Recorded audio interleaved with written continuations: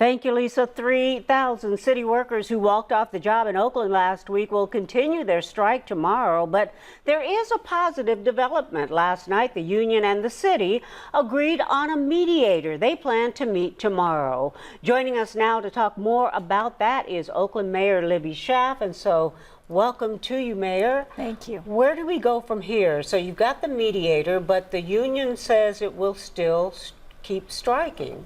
Well, we certainly hope to get our workers back to work because that is how they earn their paychecks. But more importantly, it's how some of our most vulnerable families are served. Oaklanders need their potholes filled. They need to rely on daycare at our Head Start centers and after school care at our rec centers, and thousands of people who rely on our libraries each and every day. We want our workers back at work, and we want to settle our differences because we just deeply respect our workers and really want to continue serving the public. But you have this impasse, and some of it is about working conditions, and some of it is, of course, about money. It's a 2-year contract, is that correct? That's and correct. The first year, everything's okay, a 4% increase. Then you get to the second year. That's correct. And what we have on the table right now for all SEIU workers is a guaranteed 1% raise, but it could be a 2% raise if we meet certain revenue projections. But for some of our lower paid workers, like our park attendants, we have a 10 to 11% raise on the table for them. For our emergency dispatchers, our sewer workers, our custodians, our fire prevention and building inspectors, we have an 8 to 9% raise on the table for them. And we also have premium pay for the workers that have to go and clean up the homeless encampments. We recognize that that is hard work.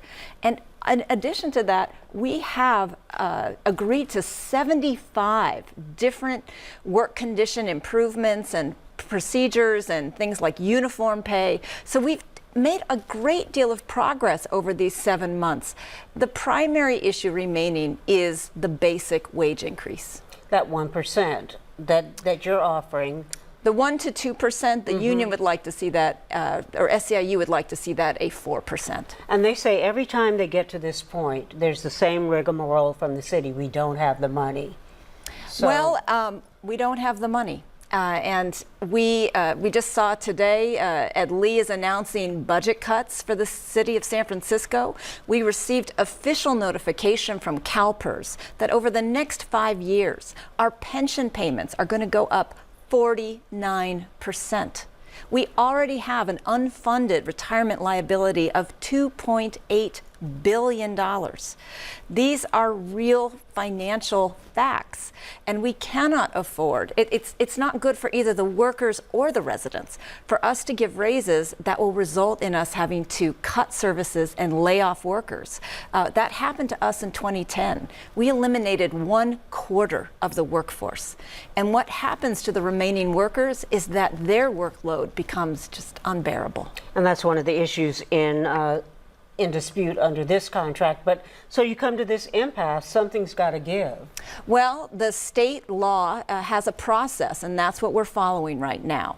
We did request mediation, and we're very pleased that SEIU agreed to state mediation. But this is non-binding. It is non-binding. The next step, if we don't reach an agreement, is that SEIU can invoke fact-finding. That's a longer process. It can take 5 to 8 months, but it involves outside experts that do the financial analysis. At the end of that, again, a non-binding recommendation gets made to the parties. The city can either choose to accept that, or it can impose a 1-year contract as we get back to the bargaining table.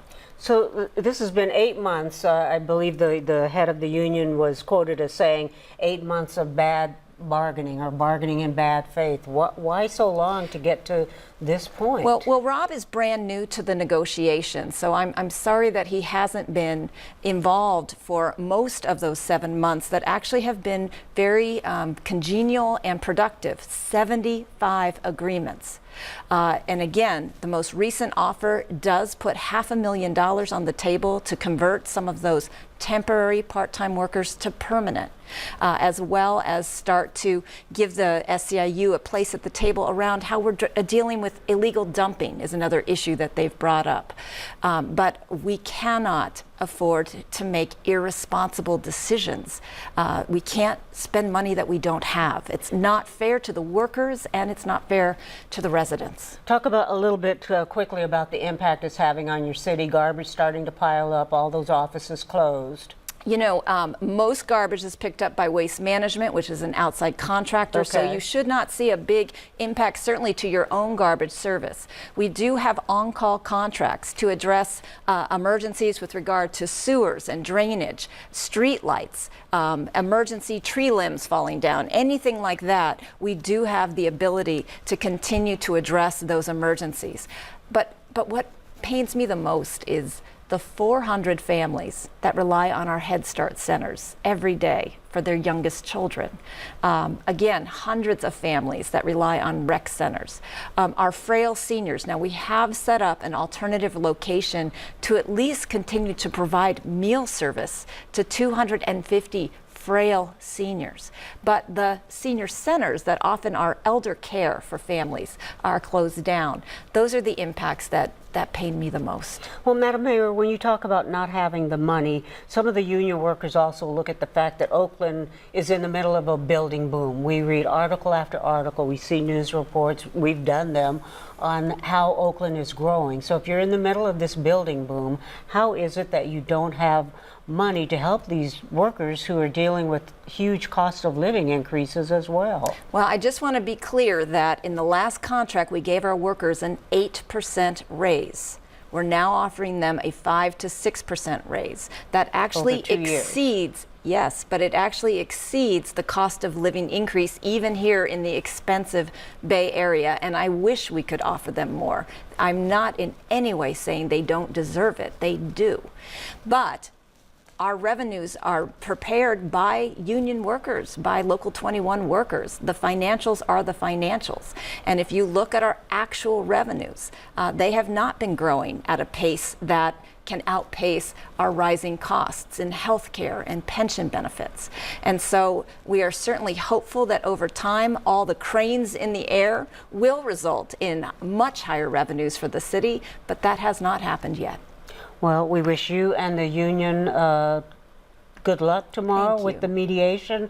Hope it goes well and that the impasse is broken. We will hear from both sides tomorrow. Thank you for joining us this morning. Great. Thank you for having me. Have a good Sunday. Thank you.